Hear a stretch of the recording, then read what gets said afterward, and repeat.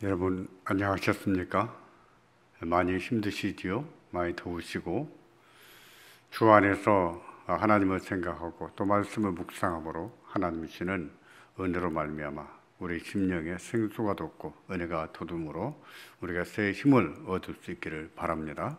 오늘 욥기 12번째 강론하도록 하겠습니다. 제가 기도하고 시작하겠습니다. 기도하겠습니다. 하나님, 참으로 우리가 혼란한 시대를 살고 있습니다. 무엇이 신앙인지, 어떤 믿음이 참 믿음, 참된 믿음인지, 참 신앙적으로도 많은 혼란을 겪고 있습니다. 하나님, 이 어려운 시대에 성경을 통해서 하나님이 무엇을 말씀하시는지 성경을 들여다보고 또 깨달을 수 있도록 도와주시기를 원합니다. 특별히 욥기를 배우고 이제 마무리를 하고 있습니다. 하나님, 이 욥기를 통해서 주시는 하나님의 뜻이 잘 드러나게 도와주시고 또 욥기가 어떤 성경인지 밝히 알 수 있도록 도와주시기를 원합니다. 전능하신 주께서 오늘의 강론 가운데 함께하여 주실 것을 믿고 예수님의 이름으로 기도하옵나이다. 아멘.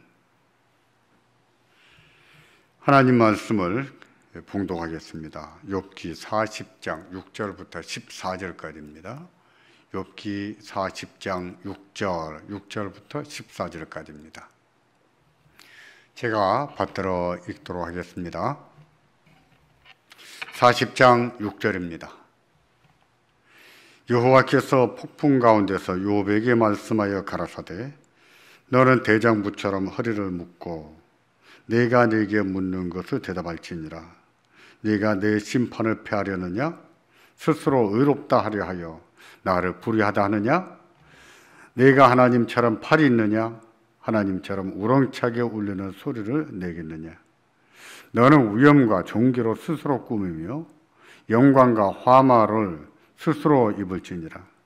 너의 넘치는 노로 쏟아서 교만한 자를 발견하여 낱낱이 낮추되 곧 모든 교만한 자를 발견하여 낮추며 악인을 그 처소에서 밟아서 그들을 함께 진토에 묻고 그 얼굴을 쌓아서 어두운 곳에 둘지니라.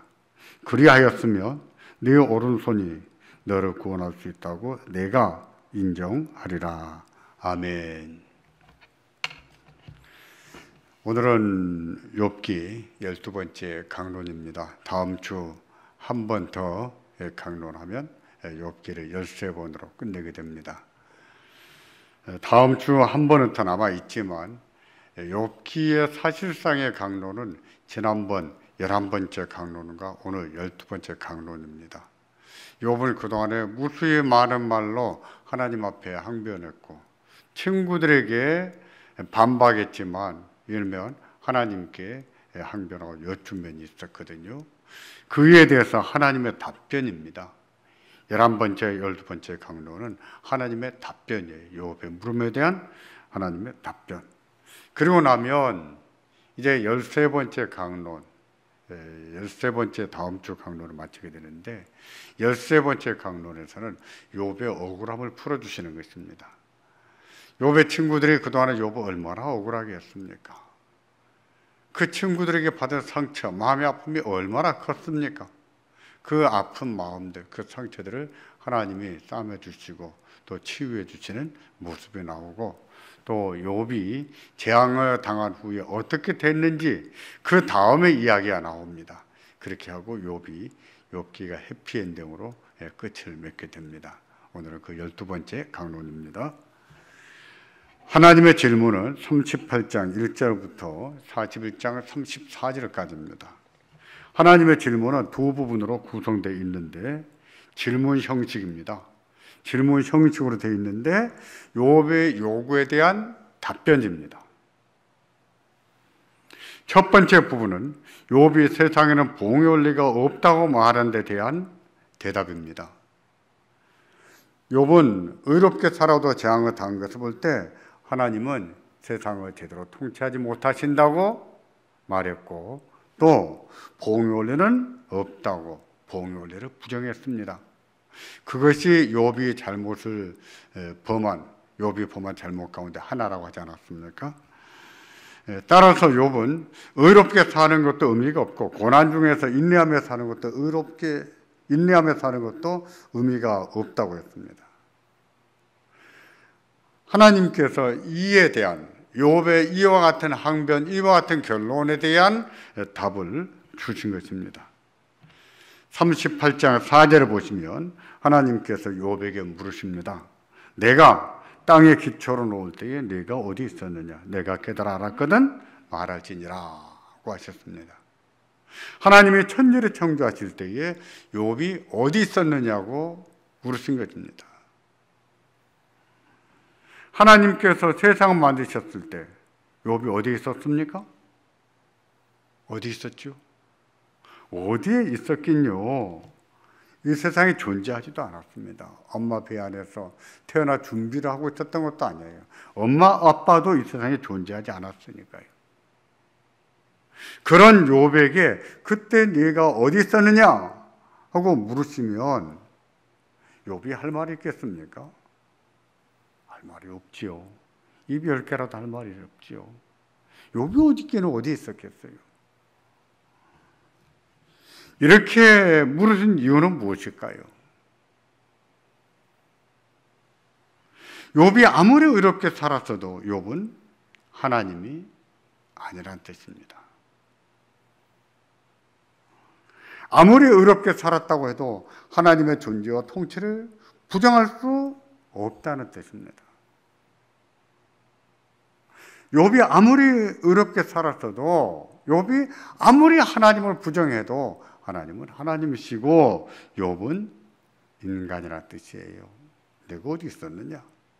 내가 세상을 만들 때 네가 어디 있었느냐? 어디 있긴요? 없었거든요. 너는 그것밖에 안 되는 인간이라는 뜻이에요. 하나님은 하나님이시고요. 욥은 당대의 그 누구보다도 의롭게 살았지만 인간이었습니다. 그리고 욥이 아무리 부정해도 하나님은 하나님이십니다. 욥이 부정한다고 해서 하나님의 존재와 영광이 부정되는 것이 아닙니다. 그런데도 자기가 하나님을 다 아는 것처럼 말하면 될까요? 하나님은 세상을 제대로 통제하지 못하신다고 말하면 될까요? 의롭게 살고도 고난과 재앙을 당한다고 의롭게 사는 것도 의미가 없고 고난 가운데서 인내하고 사는 것도 의미가 없다. 이처럼 말하면 되겠습니까?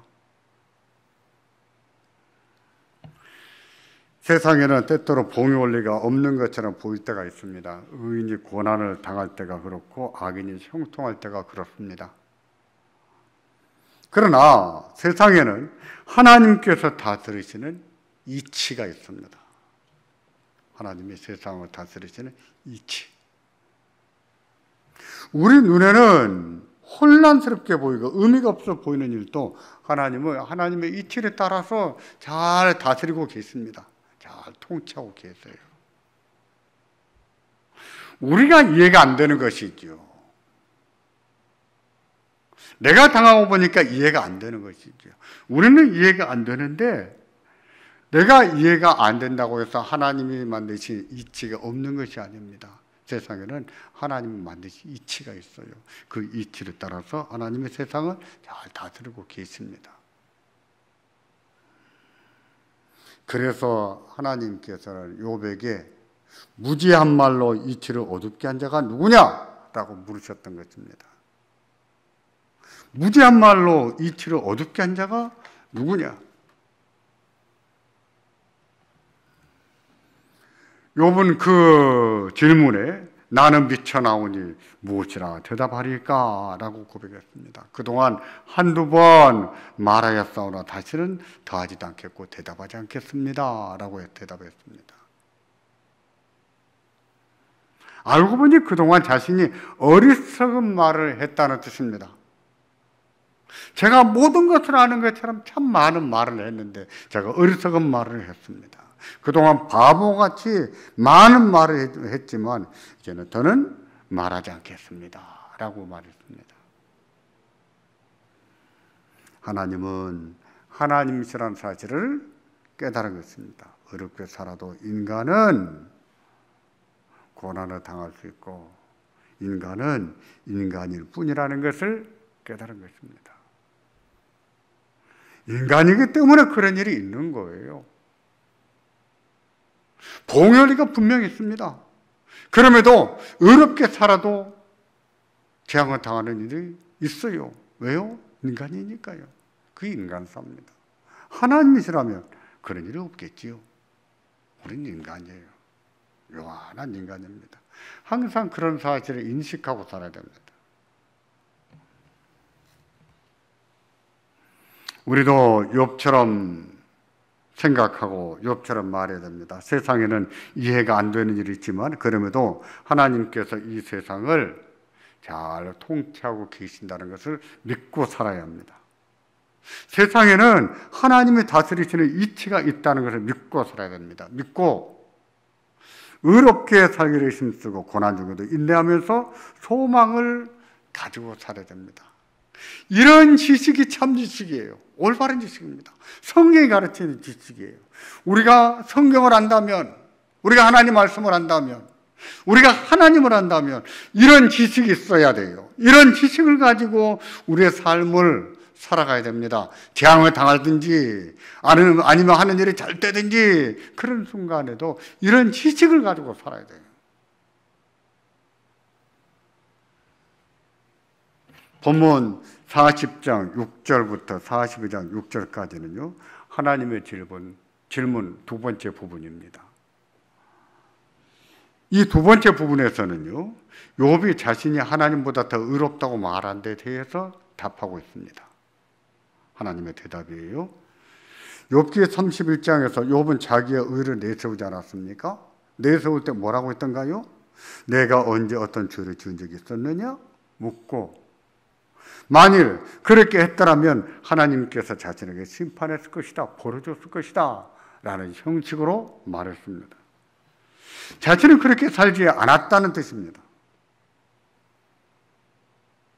그러면서 오히려 율법적으로 의롭게 살았다며 자기 의를 내세웠는데 모두 몇 가지 내세웠습니까? 23가지나 내세웠어요. 봐라, 나는 이렇게 살았다. 또 이렇게 살았다. 이렇게 살았다. 23가지나 나열하면서 자기는 의롭게 살았다 하고 나타냈습니다. 그런데 재앙을 당한다는 것은 하나님은 좋으신 하나님이 아니시기 때문이라 하고 결론을 내리게 되지요. 그렇게 의롭게 살아도 재앙을 당한다면 하나님은 의로운 분이 아니시다 하고 말하게 된 것입니다. 하나님의 질문 두 번째 부분은 이와 같은 생각에 대한, 이것이 욥이 범한 두 번째 잘못이거든요. 이에 대한 하나님의 답변입니다. 그래서 두 번째 질문을 시작하면서 40장 8절을 보시면 하나님께서 이렇게 말씀을 하십니다. 네가 내 심판을 피하려느냐? 스스로 의롭다 하여 나를 불의하다 하느냐? 31장에 욥이 23번이나 자기 의를 내세운 것을 회고시키는 의미가 있죠. 네가 내 심판을 피하려느냐? 하신 것은 하나님의 의로움을 부정하겠느냐? 묻는 것과 같습니다. 욥이 하나님은 불의하시며 따라서 이 세상을 침판할 수 없다고 했는데 이에 대해서 질문 형식으로 물으신 거예요. 답하신 거예요. 세상에는 악한 자들이 있습니다. 악해도 법으로 처리할 수 없는 악인이 있고 법망을 요리조리 잘 빠져나가는 악인도 있습니다. 법이 있어도 처벌을 못하는 경우가 있더라고요. 법을 잘 빠져나가는 사람들이 있더라고요. 예를 들면 다른 사람에게 크게 사기를 치고도 처벌을 받지 않는 사람이 있습니다. 그것은 말도 안 되는 일이거든요. 그런 일이 있으면 안 됩니다. 그런데 세상에는 그런 일이 있더라고요. 그런 사람을 어떻게 해야 됩니까? 어떻게 해야 될까요? 법도 다스리지를 못합니다. 어떻게 해야 됩니까? 그런가 하면 악한 것이지만 법적으로 처벌 대상이 되지 않는 악도 있습니다. 다른 사람에 대한 미움이라든지 교만이라든지 이간질이 그렇습니다. 이런 것들은 분명히 악입니다. 그러나 법으로 처벌할 수 없는 악이에요. 법으로 처벌할 수 없다면 어떻게 해야 될까요? 그냥 그런 줄 알고 살아야 될까요? 그런 사람들에게 늘 미움을 당하고 살고 교만하게 구는 자들에게 굴욕을 당하고 살고 이간질을 당하며 살아야 되는 것입니까?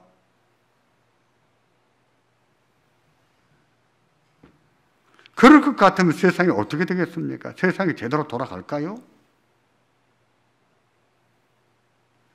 분명히 악한 자들은 법을 우습게 볼 것입니다. 우습게 볼 거예요. 미움과 교만과 이간질에 잘하는 사람들은 항상 그렇게만 살 거예요. 착하게 살던 사람들도 착하게 살 필요가 없다라고 말할 것입니다. 세상은 혼란스럽고 사는 것이 불안하고 괴로울 것입니다. 분명한 사실은 그래서는 안 된다는 것입니다. 어떤 식으로든지 그런 자들을 심판해야 됩니다. 그래서 하나님께서는 욥에게 그런 자들을 심판해봐라 하고 말씀하십니다. 욥아, 네가 나보다 더 의롭다고? 네가 하나님보다 더 의롭다고? 그렇다면 그런 자들을 찾아내서 네가 한번 심판해봐라 하고 말씀을 하십니다. 40장 11절부터 13절에 그런 말씀입니다. 12절과 13절을 봉독하겠습니다. 다 같이 보십니다. 곧 모든 교만한 자를 발견하여 낮추며 악인을 그 초소에서 밟아서 그들을 함께 진토에 묻고 그 얼굴을 싸서 어두운 곳에 둘지니라. 욥이 하나님보다 의롭다 했으니 그렇다면 교만한 자를 심판할 수 있지 않겠느냐? 라고 말씀하신 것이지요.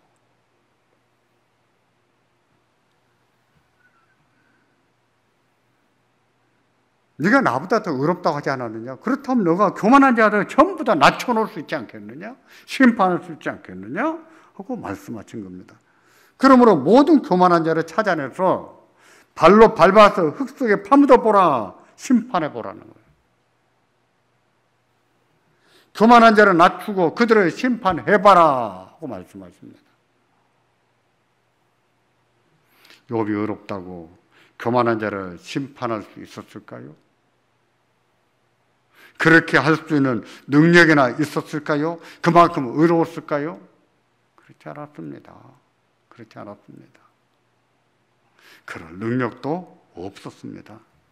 욥은 그런 자를 심판할 만한 의인도 아니었고 심판할 만한 능력도 없었어요. 왜? 욥은 하나님이 아니거든요. 욥은 인간이지요. 인간이거든요. 아무리 의롭게 살아도 그는 한낱 인간에 지나지 않았습니다. 극히 유한한 인간에 지나지 않았어요.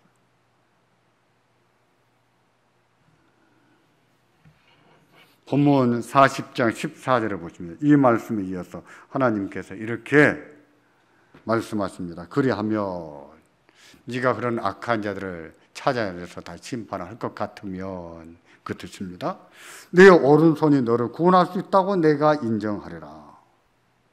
욥이 교만한 자를 찾아 낮추고 그들을 심판한다면 욥이 완벽한 인간이라고 인정해 주겠다는 뜻입니다. 네가 너를 구원할 수 있을 것으로 내가 인정해 주겠다라고 했습니다. 욥이 의인이라고 자기가 자기를 구원할 수 있었을까요? 자기를 구원할 정도로 의인이었을까요?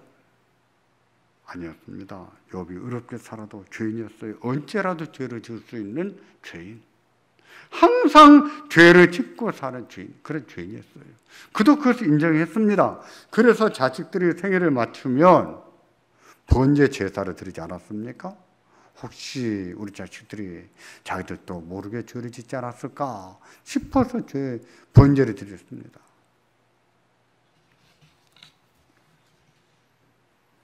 욥의 죄를 심판하실 분은 하나님이십니다. 욥에게 죄 사함을 주시는 분도 하나님이세요. 욥을 구원하시고 의롭다 하실 분도 하나님이세요.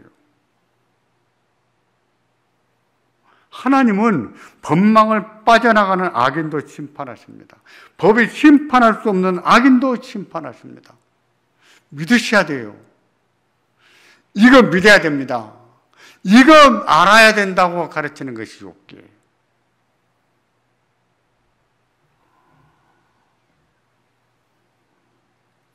우리가 이런 사실을 믿는다면 우리가 도무지 이해가 안 되는 일을 당했을 때 아무리 힘들다고 해서 하나님은 불의하시다, 하나님 나쁘시다, 하나님 너무하신다 라고 생각해서는 안 됩니다.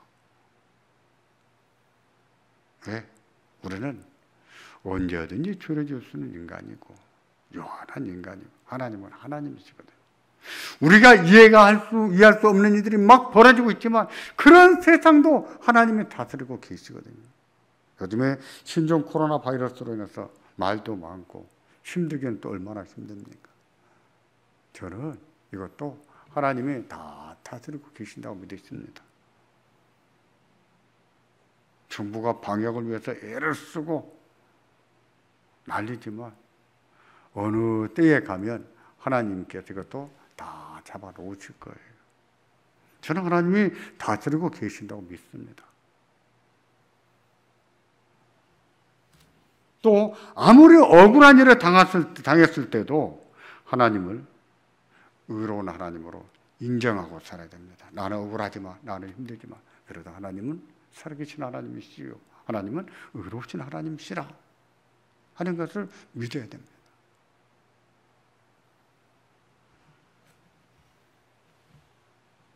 두 번째 질문들을 보면 하나님께서 의로우심을 증명하기 위해서 두 짐승에 대해 말씀하십니다. 하나는 하마이고 다른 하나는 악어입니다. 이 두 짐승은요, 도무지 통제할 수 없는 악을 설명하기 위한 이미지예요. 비유입니다. 시간상 하마에 대한 비유만 참고하겠습니다. 40장 15절부터 24절까지 보시면 하마가 얼마나 강력한 힘을 가졌는지 시적으로 묘사하고 있습니다. 하마의 힘이 대단하죠. 비교적 자세히 묘사하면서 15절을 보시면 내가 너를 지은 것 같이 그것도 지었다고 했습니다. 내가 너 욥을 지은 것처럼 그것도 내가 지었다. 하나님이 주셨다 그래요. 또 19절에 보시면 그것은 하나님의 창조물 중에 으뜸이라고 했습니다. 하나님이 세상 가운데 만든 모든 것 가운데 으뜸. 그리고 40장 24절을 보시면 이렇게 말씀을 하십니다. 그것이 정신을 차리고 있을 때 누가 능히 잡을 수 있겠으며 갈고리로 그 코를 꿰을 수 있겠느냐? 하마는 하나님께서 지으셨고 하나님이 지으신 것 중에 으뜸이라고 했습니다. 하마는 강력한 힘을 가지고 있어서 그것이 정신을 차리고 있을 때는 아무도 통제할 수 없다는 거예요. 결코 통제할 수 없는 존재라는 겁니다. 이것은 하마의 강력한 이미지를 말씀한 것입니다. 무슨 뜻으로 하마의 강력한 이미지를 사용했을까요? 악이 그렇다는 겁니다. 하마가 정신을 차리고 있을 때는 통제할 수 없고 코를 꿰을 수 없는 것처럼 악이 난동을 부리면 악을 통제할 수가 없어요. 하마처럼 다루기 힘듭니다. 도무지 통제할 수가 없어요. 악이 그렇다는 거예요.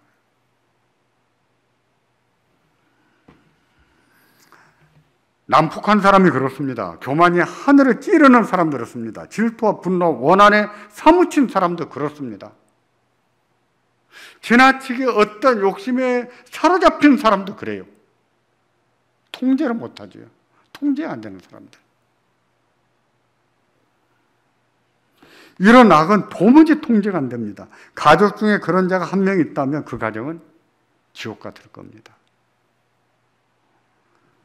교회에 그런 자가 한 사람 있다면 교회가 도무지 교회처럼 보이지가 않을 거예요. 이처럼 사람이 통제할 수 없는 악이 있습니다. 악인이 있어요. 그런 자를 누가 통제하겠습니까? 누가 심판하겠습니까? 누가 그것을 온화하게 변화시키고 누가 겸손하게 변화시키겠습니까? 누가 질투와 분노와 원한을 버리게 만들고 사랑의 사람으로 변화를 시켜 놓겠습니까? 하나님이시지요. 하나님이십니다. 하나님이 아니시라면 누가 하겠습니까? 사람이 할 수 없는 일을 하나님은 하세요.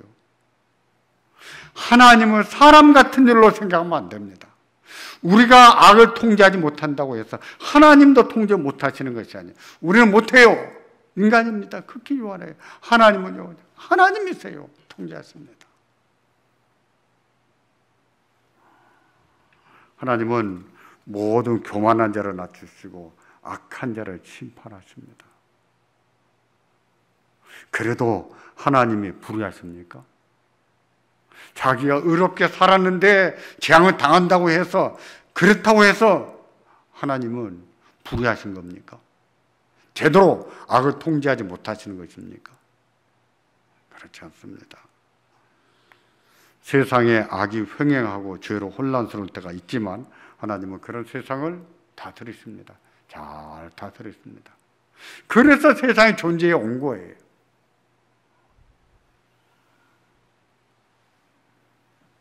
하나님은 의로운 하나님이세요. 이 세상을 심판하시고 통제하시는 하나님이세요. 믿으셔야 됩니다. 우리가 욥기를 제대로 이해했다면 바로 이것을 믿어야 돼요. 우리가 이해가 안 되는 일을 당하고 살고 억울한 일을 당하고 살고 욥처럼 정직하게 의롭게 믿음으로 기도하고 살았는데 재앙을 당한다고 해서 욥과 똑같이 하나님 너무하신다, 하나님 불의하시다, 하나님은 세상을 제대로 통제하지 못하신다 라고 생각한다면 욥기를 배우지 않은 것과 똑같아지요. 제대로 배웠다면 내가 정말 믿음으로 기도로 정직하게 살았는데도 재앙을 당했을 때 그럴지라도 하나님이 이 세상을 다스리고 계신다 믿고 사셔야 됩니다. 하나님은 하나님이시다. 하나님이 잘 다스리고 계신다 믿고 사셔야 돼요. 그런 믿음을 가져야 참된 소망이 있습니다. 희망이 있어요. 나도 구원받을 여지가 있죠. 희망이 있죠. 의인들이 살아볼 만해요. 고난을 당하지만. 하마의 이미지에 이어서 41장을 보시면 악을 악어의 강력한 이미지로 비유해서 말씀합니다. 이것도 악의 강력한 힘을 악어의 이미지에 비유한 것입니다. 이 말씀을 마쳤을 때, 이 이미지 비유를 다 마쳤을 때 욥의 고백과 회개가 나옵니다. 드디어 욥의 고백과 회개가 나옵니다. 42장 2절과 3절이 바로 그것인데 같이 보겠습니다. 주께서는 무소불능하시오며 무슨 경영이든지 못 이루실 것이 없는 줄로 아오니 무지한 말로 이치를 가리우는 자가 누굽니까? 그랬어요. 주께서는 무소불능하시다 그랬습니다. 못 이룰 것이 없다 그랬어요. 안 계신 것이 없고 능치 못할 일이 없으시다는 거예요. 전지전능하시는 뜻입니다. 우리 하나님 그런 분이세요. 무슨 경영이든지 못 이루실 것이 없다는 것은 무소불능이라는 말을 반복하는 것과 같습니다. 하나님은 그런 하나님이세요. 욥은 드디어 깨달았습니다. 우리 하나님은 무소불능하신 하나님입니다. 전지전능하신 하나님입니다. 나는 억울하지만, 나는 힘들지만, 내가 그렇게 정직하게 어렵게 살았는데도 이런 재앙을 당했지만 그럼에도 불구하고 우리 하나님은 무소불능하시고 전지전능하시고 의로우신 하나님이시다 하는 것을 깨달은 거예요. 하나님의 질문을 듣고 깨달았습니다.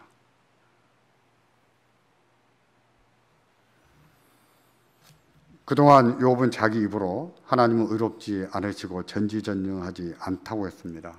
그래서 자기같이 의롭게 산 사람이 재앙을 당하고 악인이 악을 행하고도 심판을 당하지 않는 일이 있다고 했습니다.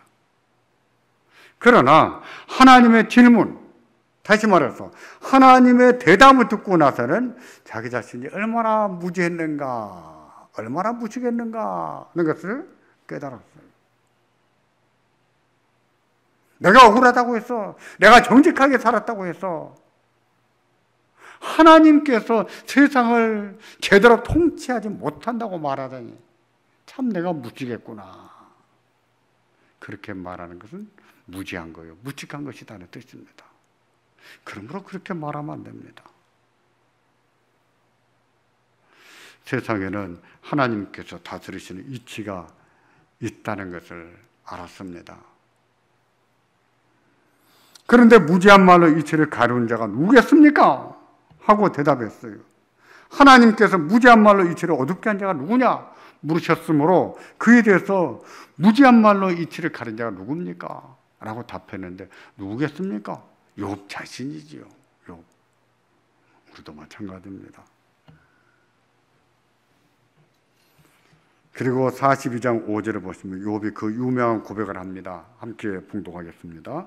내가 주께 대하여 귀로 듣기만 하였사더니 이제는 눈으로 주를 배움나이다. 귀로 듣는 것과 눈으로 보는 것 중에 어느 것이 더 정확합니까?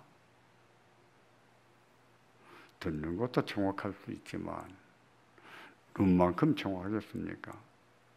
이건 대조법이지요. 귀로 듣는 것보다는 눈으로 보는 것이 정확하다는 의미로 한 말입니다.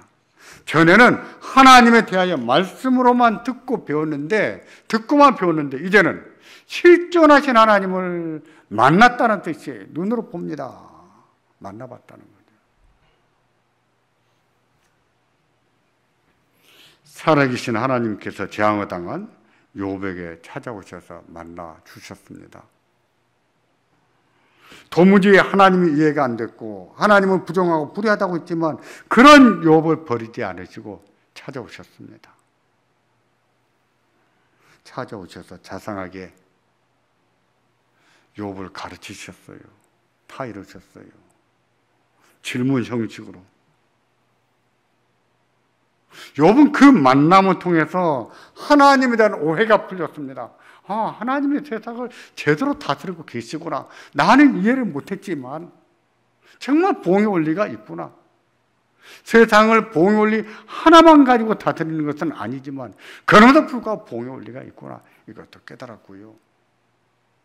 하나님은 정말 세상을 잘 통제하고 계시구나. 잘 다스리시구나. 나는 내가 정직하게 살았다고 해서 내가 하나님이나 되는 것처럼 말했는데 그게 아니었구나 하는 것을 알게 된 겁니다. 그 하나님께서 우리에게도 찾아오시는 것을 믿으시기를 바랍니다. 찾아오셔서 우리의 믿음 없는 것을 불쌍히 여겨주십니다. 믿음이 없는 것을 불쌍히 여겨주세요.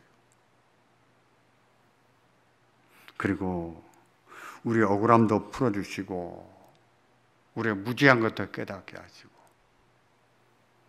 우리들을 가르치십니다. 좋은 선생님처럼. 슬프고 아플 때가 많지만 그 아픈 마음을 위로하시고 낙심되고 지쳐가는 삶을 축복하십니다. 우리는 살아가면서 그런 하나님을 만나게 될 거예요. 체험하게 될 겁니다. 그런 하나님을 만났을 때 우리도 그렇게 고백하는 겁니다. 주여, 전에는 주께 대하여 귀로 듣기만 하였사오니 이제는 눈으로 봅니다. 살아계신 하나님을 만난 거예요. 삶 가운데 하나님을 만나고 산 겁니다. 하나님의 뜻을 밝히 알고 사는 겁니다. 그 마음이 얼마나 밝아졌겠어요. 그 안목이 얼마나 밝아졌겠어요. 환하게 밝아졌을 것입니다. 그런 밝아진 그 마음을 가지고 세상을 살아가게 된 거예요. 우리에게도 그와 같은 은혜가 있기를 바랍니다. 전에는 죽게 대하여 귀로만 들었다면 이제 눈으로 보는 은혜. 오늘 또 하나님이 살아계셔서 이 세상을 잘 통제하시고 다스리고 계신다고 해서 알고 그 하나님을 믿고 믿음으로 사는 우리가 되기를 주의 이름으로 축원합니다. 기도하겠습니다. 전능하신 하나님, 욥이 재앙을 당하고 너무 힘들어서 하나님이 세상을 제대로 다스리지 못하는 것으로 생각하여 부흥을 올릴 수 없다라고 생각했고, 하나님이 세상을 제대로 다스리지 못한다고 생각했었는데, 하나님이 찾아오셔서 그에게 질문으로 답하심으로 그가 많은 것을 깨닫고, 그가 얼마나 무지했었던지, 얼마나 무식한 말을 했었는지를 알게 됐습니다. 주님, 저희에게도 찾아와 주시고 우리의 어리고 어리석고 무지한 믿음들을 가르쳐 주시기를 원합니다. 하나님이 살아계셔서 우리가 이해할 수 없는 세상 일이지만 이 세상을 잘 다스리고 계시는 것을 알게 하시고 하나님께 대한 참된 믿음을 가지고 설계하시기를 원합니다. 왜 인류가 신종 코로나 바이러스로 인해서 이런 고통을 당해야 되는지 우리는 알 수가 없습니다. 그러나 이 세상도 하나님이 잘 다스리고 계시는 것을 믿게 해주시기를 원합니다. 그리고 하나님께서 이를 통해서 하나님의 선하신 뜻을 또 한번 일어날 것임을 믿게 하여 주시옵소서. 예수님의 이름으로 기도하옵나이다. 아멘. 12번째 강론을 마쳤습니다. 수고하셨습니다.